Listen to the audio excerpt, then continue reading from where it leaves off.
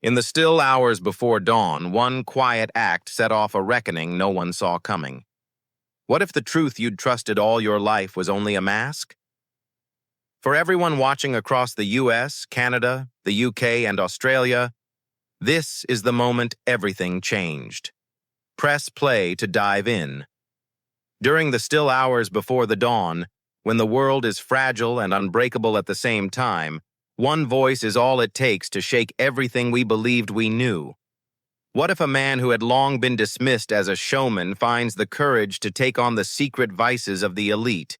And when worn-out legends are torn asunder by long-sealed secrets, what do we turn into in the ensuing silence? Tonight you will walk along with those who stood at the eye of a tempest, where loyalty was put to test, legacies were unpacked, and the promise of a new dawn glimmered into existence. Stay with me now, as we unravel the tale of bravery, redemption, and the gentle strength of believing that truth always manages to come home. Former President Bill Clinton wasn't shy. During a live interview, he leaned forward in his chair with a little smirk on his face and let a jaw-dropping comment slip out. He referred to President Trump's administration as garbage. He continued, his voice biting, stating that Trump was corrupt, not fit to be in office, and that each day that he remained there, America lost a little more of its dignity. The crowd gasped. In minutes, excerpts of the interview dominated social media streams. News anchors repeated the moment over and over, and people either applauded in agreement or shook their heads in amazement. Across town, at the White House, President Trump sat watching it all on television. But he didn't look upset. He sat very still, his face calm, almost unnaturally so. An aide fidgeted beside him. "Sir," the aide asked, speaking low, "should we prepare a response?" Trump didn't respond immediately. He sat back in his chair, eyes tough and intense. "They believe I'm just going to let this go," he said finally, voice firm and icy. "But tomorrow America will know the truth." He paused, as if he were relishing the moment. Clinton has no idea what's hitting her. The next day, Trump approached the White House press podium. His son Barron towered behind him, lending gravity to the occasion.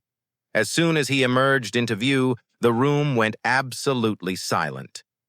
Journalists could feel that something gigantic was on the verge of breaking. "Yesterday," Trump started, his eyes scanning the press pool, "a previous president, Bill Clinton, referred to my administration as garbage." He paused for emphasis, allowing the words to linger. "Let me make one thing clear," he continued, his voice firm. "In just 7 months of my second term, I've done more for this country than Bill ever managed in 8 years. He lifted a thick stack of papers and held them up. "These aren't just my accomplishments. These are facts," he declared.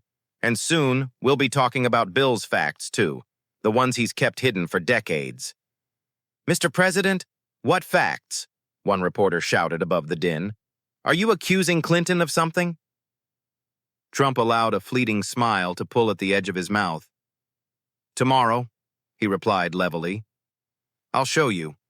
And when I do, even Bill's closest supporters won't be able to stand behind him."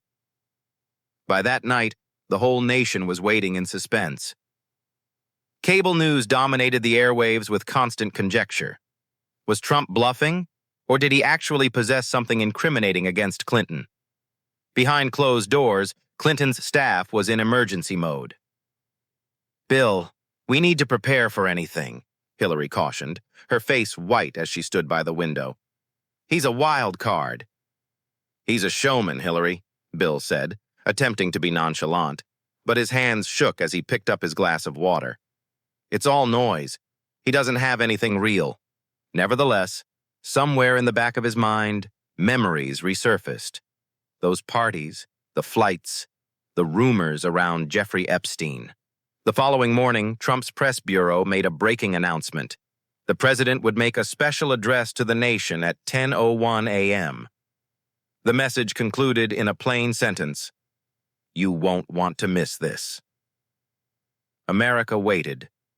The world watched. Clinton barely slept a wink. Trump, however, was prepared.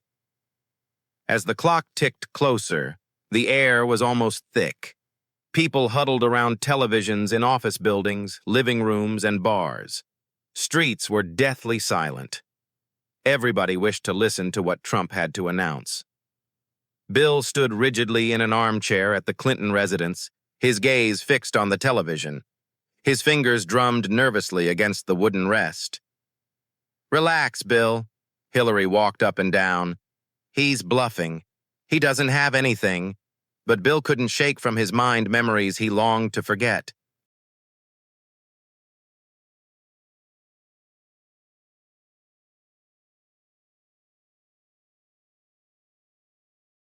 Inside the White House, Trump adjusted his red tie and approached the podium.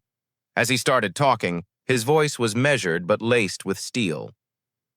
"When you refer to my administration as garbage," he started, staring directly into the cameras, "you offend every diligent American who has faith in this nation's greatness." He paused, allowing it to sink in. "Let's compare resumes, Bill," he went on, voice firm. 8 years of your presidency versus 7 months of mine. Who actually failed America?" The audience leaned in, their heads cocked in attention. "And then," he said, dropping his voice, "let's discuss Epstein." The room fell silent. The journalists looked around the room at each other, their faces strained. At home, Clinton's glass fell out of his hand, shattering on the floor. Trump raised a thick file into view for all to see. "This," he declared firmly, "is not rumor. It's proof. Flight logs, guest lists, transactions." Cameras fired off in frenzy as reporters began shouting one another down. "Do you mean Clinton is listed on Epstein's?" someone bellowed. Trump did not blink. "I don't have to tell you," he said calmly. "You can read it for yourself." He put one page under the podium camera so the whole world would be able to read. The name was legible. William Jefferson Clinton, several entries. Hillary grabbed Bill's phone in the Clinton living room as it rang repeatedly without stop. "Bill, this is terrible," she told him, her tone strained. Clinton's face had paled. He gazed blankly into space. "He can't do this," he muttered, almost to himself. "He can't destroy me like this." But deep down, he knew Trump could, and he already had. Trump wasn't finished. While Clinton was busy flying private jets to islands, Trump continued at the podium. "I was rebuilding America, record job numbers, secure borders, and peace deals in places everyone said it couldn't be done. And I'm just getting started." Outside the White House, the crowd went wild. "Trump! Trump! Trump!" they shouted in unison. At the Clinton house, the phone rang again. Bill glared at it, fear knotting in his chest. "It's an old friend," Hillary whispered after looking at the screen. "Bill, you better lawyer up. This isn't going away." Tears sprang to Hillary's eyes as she stood and observed her husband collapsing into the chair, vanquished. "This is the beginning of the end," she breathed softly. But for Trump, it was something else.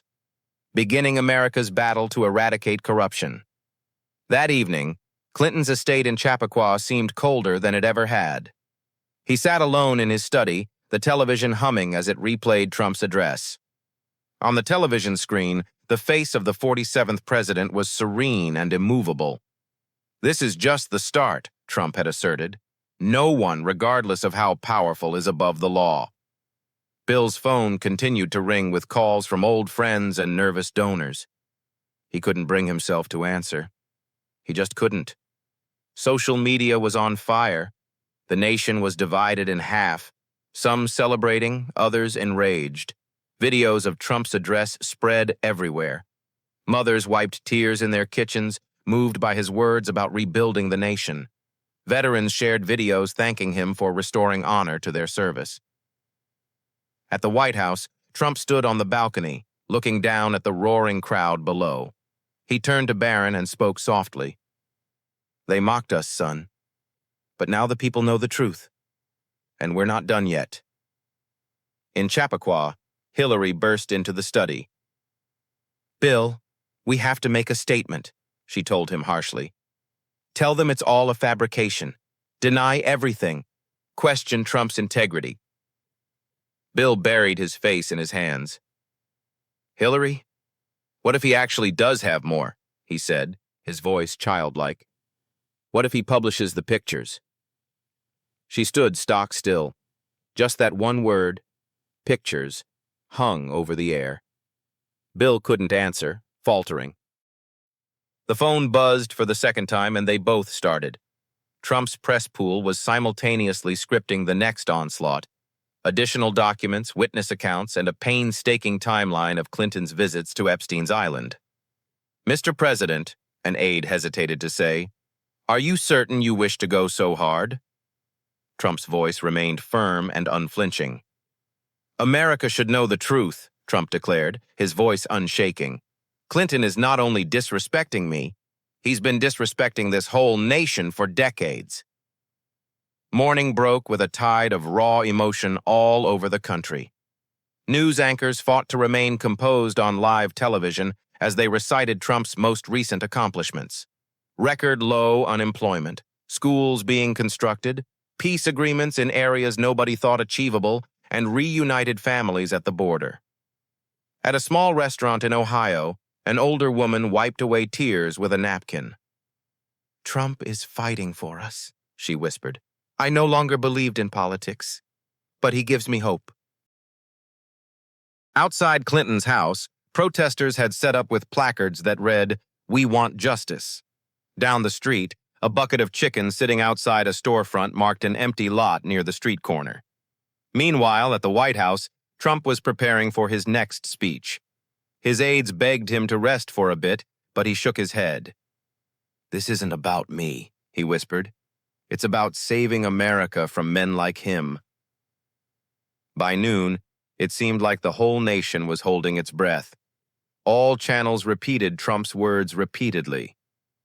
Clinton's name isn't even on a list, he had announced. It's attached to something far worse, and the American people are entitled to know. At schools, offices, and cafes, citizens murmured at each other in shock. Some wept.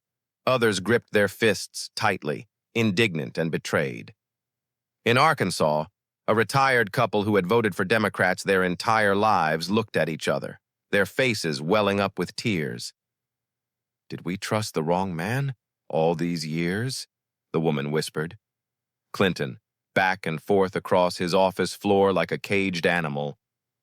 He's destroying me, Hillary, he cried, his voice cracking.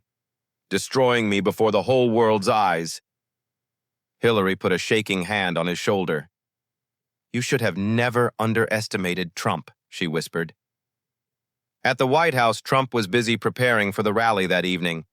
Aides attempted to calm the tension, but he was intent, almost tranquil. This isn't about revenge, he stated firmly. It's about truth. The American people deserve leaders who are clean, not dirty. Thousands of people flooded into the streets that evening, waving flags and holding banners aloft. Throughout the country, chants went up. Truth for America. Trump fights for us. In Texas, a tearful father made a video on his cell phone. I lost my job many years ago, he said, trembling. But President Trump gave me a second opportunity. Now he's revealing the people who betrayed us. God bless him. Clinton, meanwhile, hustled to launch a counterattack. His campaign team released a press statement saying all the documents were fake. But hours later, additional files started leaking. Flight manifests, emails, and even pictures of Clinton with Epstein at exclusive parties. On TV, anchors dissolved into tears during live broadcasts. We have all been deceived, one whispered, voice shaking, for decades. That evening, Trump addressed a record crowd. His voice sounded firm and steady, but there was a hint of emotion in his eyes. I didn't return for power, he started, his voice earnest. I returned for you, for every diligent mother, for every neglected farmer, for every veteran who sacrificed it all. I returned to drain the swamp once and for all." The audience erupted in applause. "And now you understand why they detest me," he went on, shouting above the din. "I am the one man between them and you. But while I have air in my lungs, I will battle for the soul of America." They cried openly. Even veteran journalists were seen wiping away tears. In his house, Clinton sat in a heavy silence. The room seemed smaller, the air almost too thick to breathe. "He's going to kill me," he whispered, voice hollow. Outside, the chants of the protesters became louder. "Justice for the children." Bill pounded his fist on the table, his cheeks red with rage. "Get the networks, get the papers," he curtly directed to his advisors. "We must stall this story before it's too late." But around him, his most trusted allies did not meet his eyes. Some had already begun to distance themselves ever since Trump's bombshell revelations made the headlines. "Sir," one of the aides whispered, "the people aren't accepting our denials anymore. They're demanding investigations. Some of the Democrats are even questioning." Hillary stood with her back to the window, arms crossed around herself. "You ridiculed him, Bill," she said softly, her tone icy. "You labeled him garbage. But now, it's you they're labeling as garbage." While in towns and cities throughout America, families sat around their television sets, their faces wet with tears of pride as Trump's speeches were repeated endlessly. "He's the only one who ever stood up for us," said an old coal miner, his voice shaking. "God bless President Trump." At 9 p.m. punctually, Trump stepped live onto the national television screen. His tone was measured, but each word had weight. "Tonight," he said firmly, "I publish more evidence. Not because I relish revealing this kind of darkness, but because you deserve to know the truth." On screen, photos flashed showing Clinton and Epstein side by side. Then pages of flight manifests and declarations from victims that suggested guests of power came to Epstein's island. The whole country seemed to catch its breath. Even seasoned journalists couldn't contain their shock, some wiping away tears from their eyes. "Bill Clinton betrayed the trust of America," Trump declared bluntly. "But for as long as I stand before you, we will restore honor and mend the soul of this nation."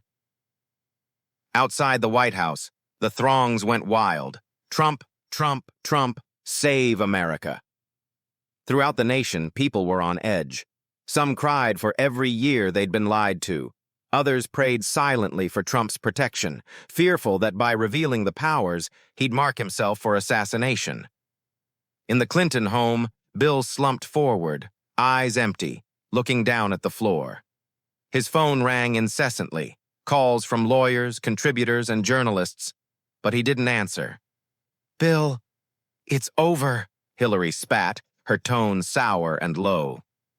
Back in the Oval Office, Trump knelt alongside Melania and Barron, heads bowed in silent prayer. "God," he prayed softly, "give me strength to finish this fight." Across social media, millions were posting messages of support. Veterans, single mothers, and factory workers shared tearful videos thanking Trump for standing up to the corruption they'd all felt powerless against. "President Trump has done more in 7 months than Clinton ever did in 8 years, one woman declared firmly. "He's making America great again, and I'll stand with him till my last breath." The world waited, holding its breath to see what Trump would do next. Bill Clinton awoke before dawn to the thumping of helicopters overhead. News teams had convened outside his mansion, their camera flashes flickering like furious lightning in the night. Bill slumped in his chair, his face pale. Hillary entered slowly, her phone clutched tightly.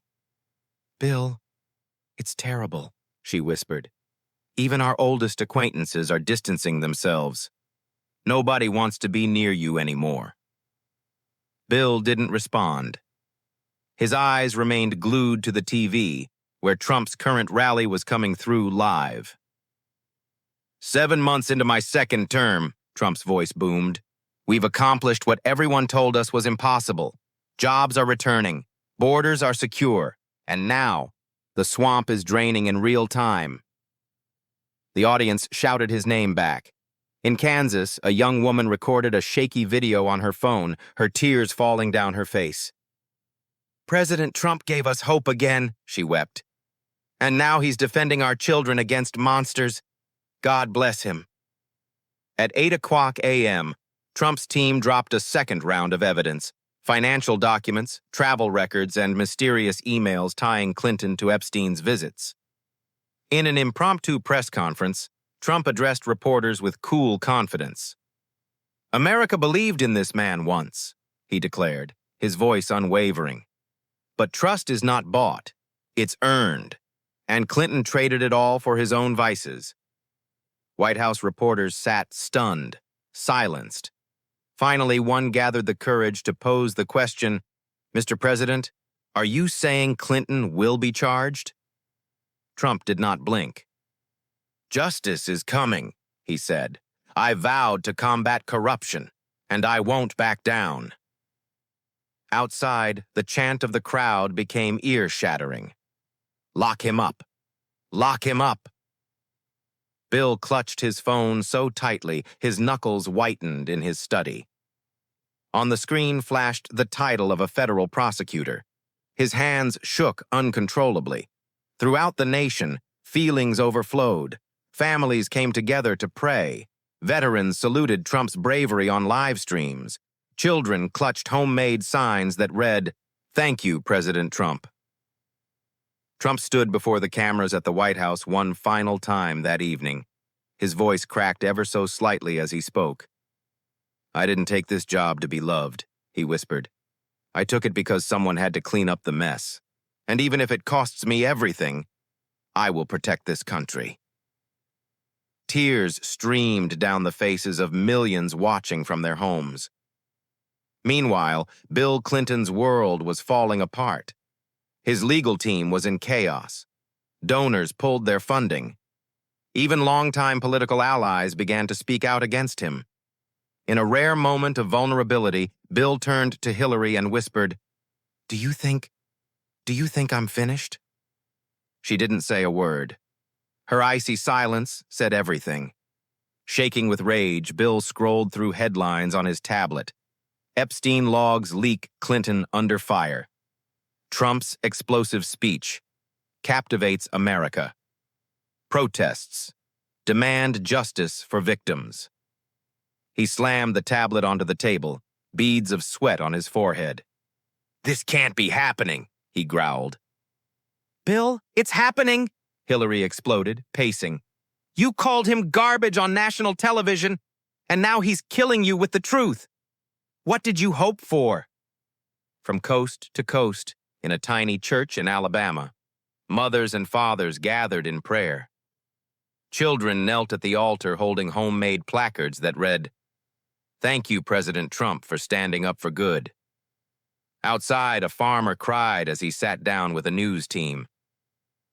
"This man isn't our president," he whispered. "He's our protector. God sent him to save this country."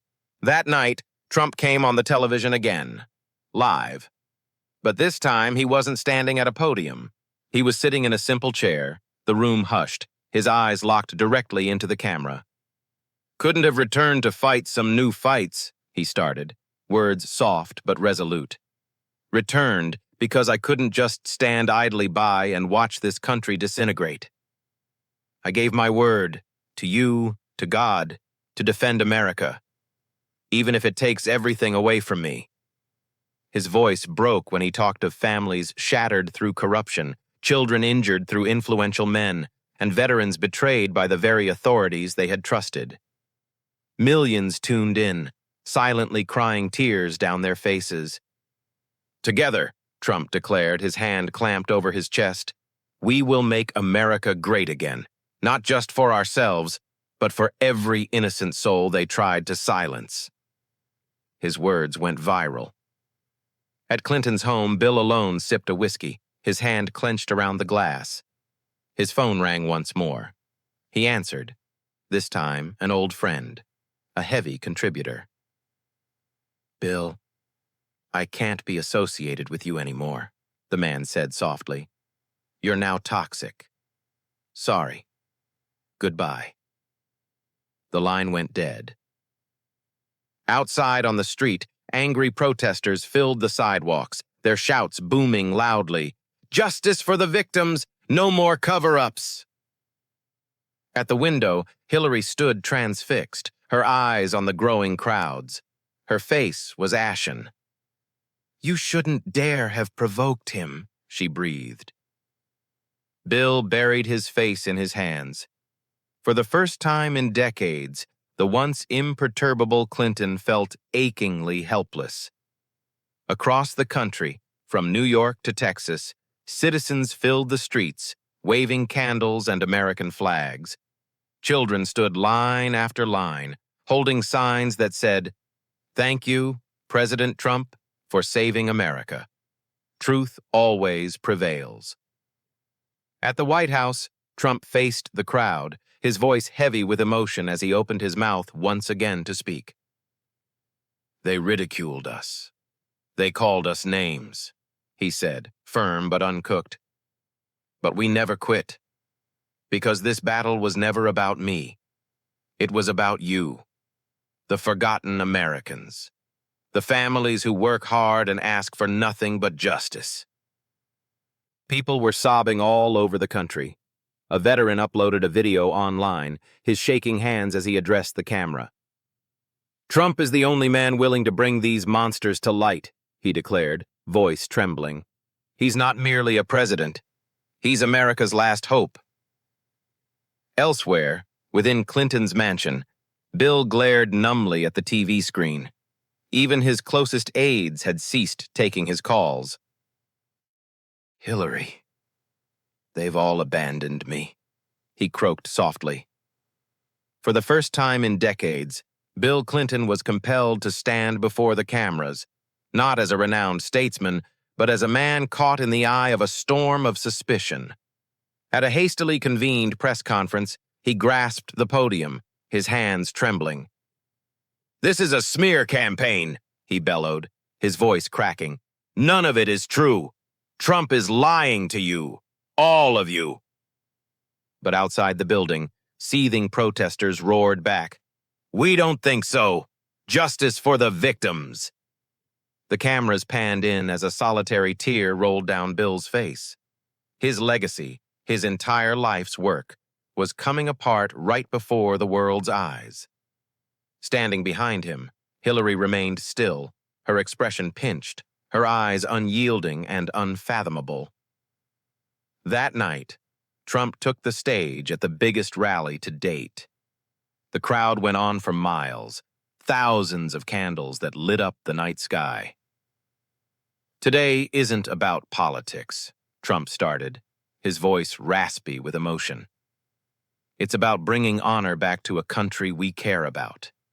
It's about ensuring no child ever has to endure abuse at the hands of the elite once more. He waited, laying a hand across his face to brush away a tear. They attempted to kill us, he whispered. But we're still here. We're still standing tall. And so long as God blesses me with breath, I will fight for America. The audience burst into a throb of raw emotion. We love you, Trump. We love you. Millions watching in their homes cried openly. A single mother hugged her young boy tight and whispered, Trump is fighting for you, baby, for all of us. And in that instant, it was plain to see. Trump wasn't only a leader. He had become a beacon of hope. In his office, Bill Clinton sat by himself, the flickering television illuminating on his white, devastated face. Outside his palace, the crowds grew louder, shaking the windows. Justice for the victims. No more lies. Bill pounded his fist onto the table, his voice trembling as he spoke to himself. They can't do this to me. I was a president. I was loved. Hillary stood in the doorway with tight arms crossed over her chest. You insulted the wrong man, Bill, she replied icily. Trump is not like the rest. He will not back down. While Trump was preparing for another address, his aides begged him to take a break, but he shook his head. "This is greater than me," he replied softly. "This is about rescuing America's soul." The sea of people went on beyond any lens could reach. As Trump emerged onto the stage, the chants echoed like thunder. USA, USA, Trump, Trump, Trump. He raised a hand, and gradually the bellow subsided into a deep, expectant silence. His voice was steady but commanding.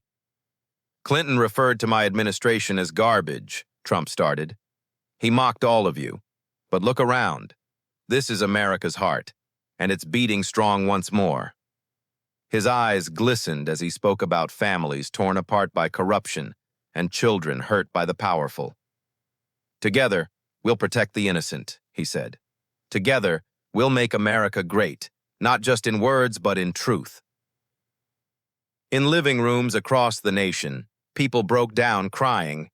A young woman posted online, "I didn't vote for Trump, but after tonight, he's my president." By the next morning, Clinton's world completely unraveled. News programs broadcast video of him flying on Epstein's plane, images previously unseen. Donors severed relationships. Political supporters vanished. Outside the House, hundreds of protesters stood by, chanting louder and more furiously than ever. Bill covered his face in his hands. "They've ruined me," he muttered. Hillary didn't respond.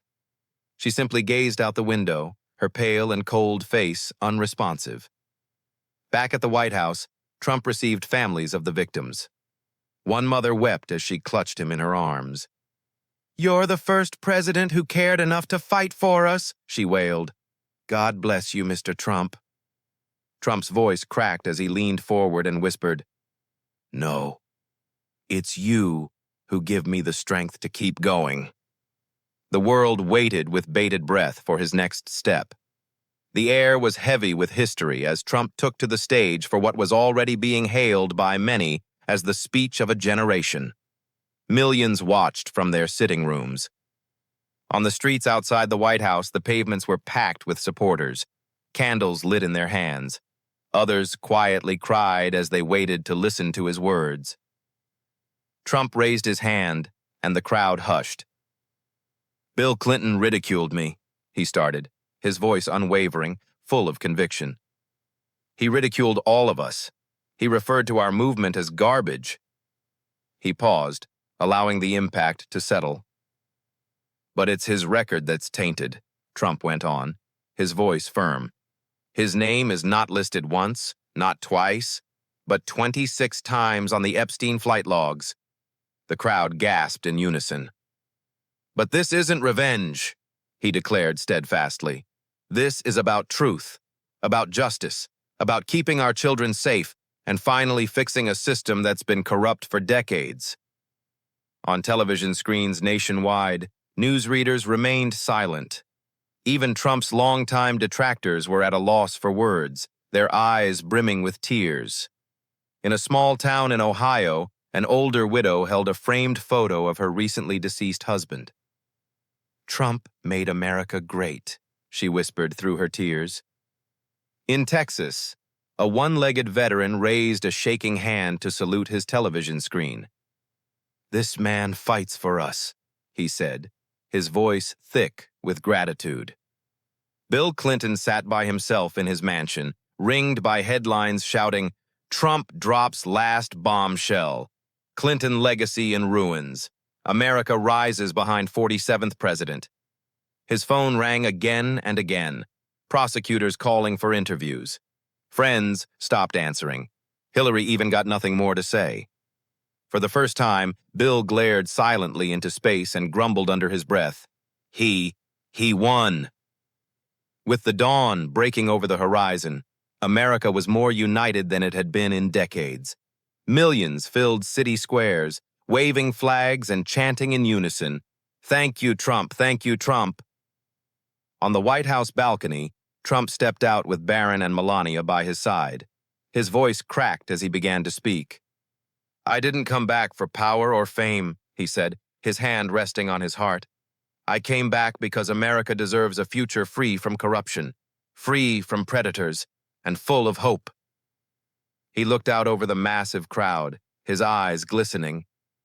Together, we're building that future. The crowd let out a cheer of cheers. Mothers openly cried.